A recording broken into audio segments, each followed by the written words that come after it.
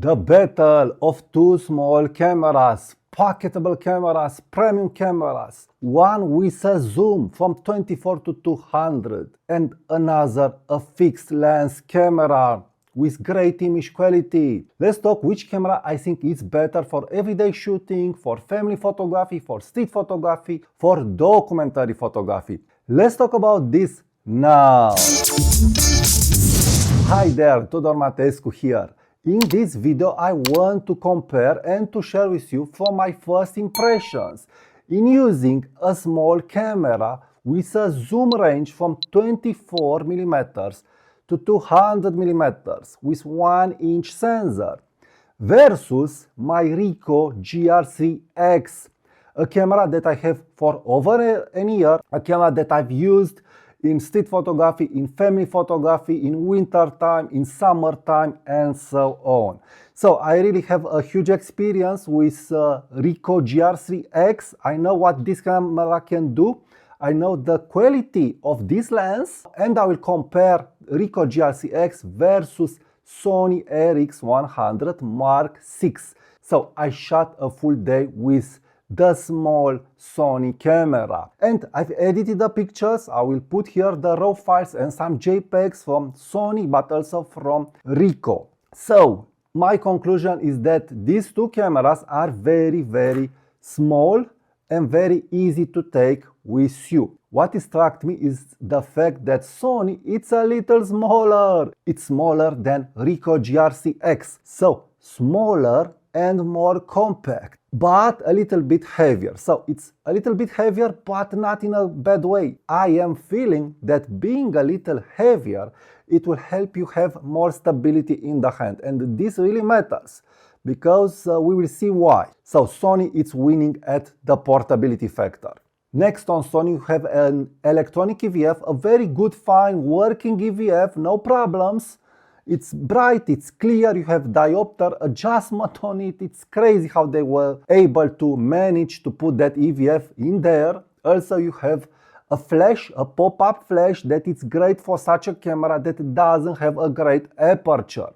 So it's a daylight camera. But also this camera, I can't call it a low light street photography camera, even if we have IBIS, but an f2.8 on an APS-C, it's at the limit.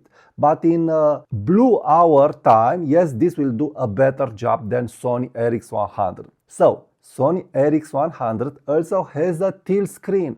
So this is a huge help for street photography, and it's not just a simple tilt screen. You can tilt that screen however you want. So in front like this, it's crazy. It's very good. So tilt screen, EVF, flash. Yes, you don't have a shoe mount, but the flash is doing the job. Here you have a shoe mount and you don't have flash. I would have really wished flash here. I would have really wished flash.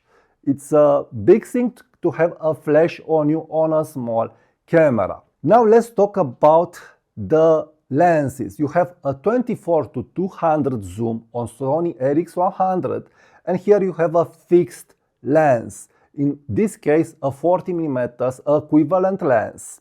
But also you have some cropping power because you have here an APS-C sensor and there an 1-inch sensor.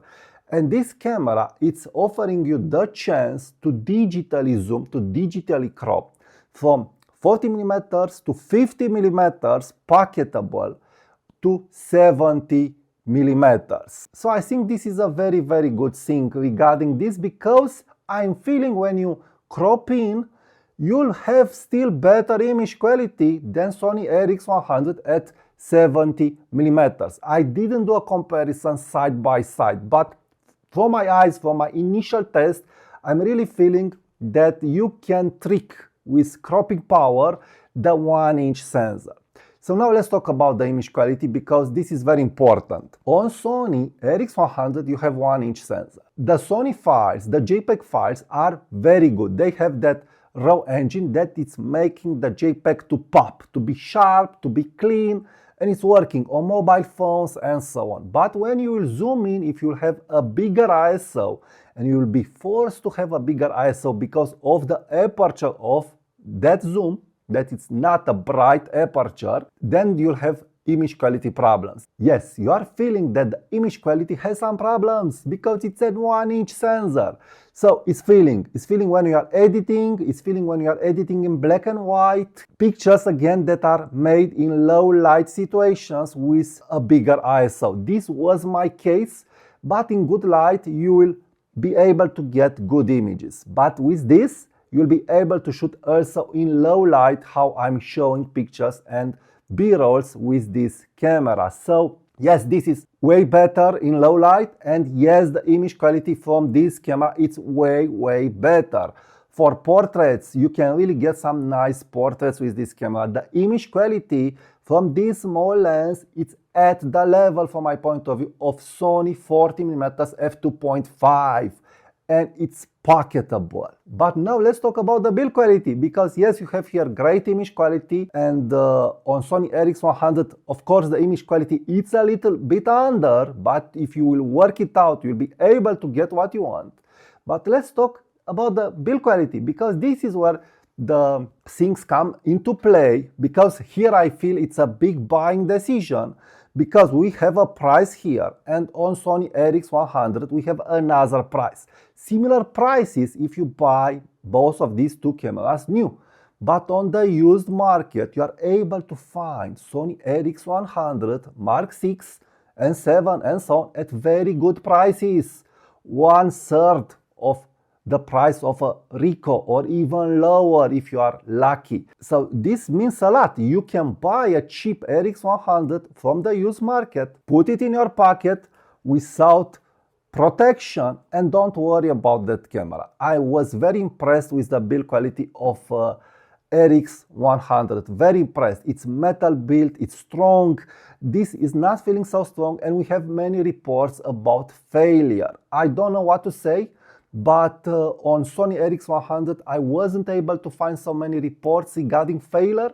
Maybe I'm not informed, you should Google it, but Ricoh is known for these problems, so it will be easier for my peace of mind to buy and use RX100 Mark 6, put in my pocket, and don't worry. Yes, I will sacrifice image quality in low light, but I will gain 24mm to 200mm reach with a fast zoom. The camera is fast, it's opening fast, it has great AF, not like on Ricoh. And by the way, I have a special newsletter dedicated to the passionate photographers. So if you want to learn more about photography tips, tricks, and all kinds of useful information for free, please subscribe to my newsletter, link in the comments and description. Another problem is that you have the Sony Color Science, but I'm liking the black and white files, and you can edit the raw files in the end. On the other side, you have on Ricoh GRC-X better image quality in JPEGs because of the film simulations. So you have here some simulations that are making great JPEGs from this camera, just like on Fuji. So I'm really liking the color that I'm getting with this camera, and the settings, and the black and white. So it's very fun to shoot for all these reasons. Another thing to address is that on Ricoh, the ergonomics, I'm feeling they are better. You have better chances to not touch the buttons by mistake. On Sony, you have many buttons that are stuffed in there, and you can, by mistake, hitting different buttons, hitting the zoom wheel, and so on. So in conclusion, which camera to get? Well, I'm feeling it really depends on what you want. The main advantage of RX100, it's great zoom range. So you have from 24 to 200, EVF, flash, tilt screen, and great image quality in video. I've tested a little the video. I was impressed with the IBIS, with the zoom. So you can make extraordinary videos, clips, B-rolls with that camera. It's really a content creator camera, and also a memory camera, because you can take clips better. You can't do this with Ricoh, but also with Lumix LX100. It's not as good as Sony regarding video. I was so impressed with the video. Amazing, amazing. So you have that big advantage. Now, on the image quality side, yes, you will use. Of course, you will not be able to crop with this sensor at 200 millimeters and get the same effect. Of course, you will not be able to do this. But to 70 millimeters, you will be able to crop it without problems. I feel Sony RX100 Mark VI, it's very suited for a family guy, for someone who wants to take pictures if he is traveling a lot and he needs a daylight camera. You are driving the car, you can take immediately the RX100, zoom in where you want and take pictures. And you get some shots that with a smaller camera like Ricoh, that it's limited because of the fixed lens, you will not be able to do this. So it's a really helpful camera for travel photography, for family photography, when you don't want to worry about the camera because the camera is fully metal built. This is how I'm feeling. The RX has a nice grip to it. It's metal build, it's feeling sturdy. The only downside is that 1-inch sensor. So you can't overcome this just with good software.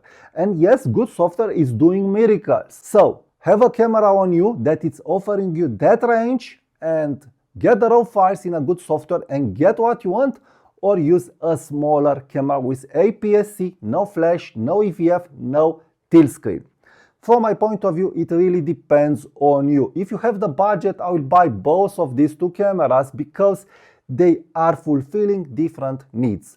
Ricoh, it's a camera dedicated more for street photography, for documentary photography, for art photography, for someone who is more passionate and for someone who cares about image quality and he likes to shoot prime lenses.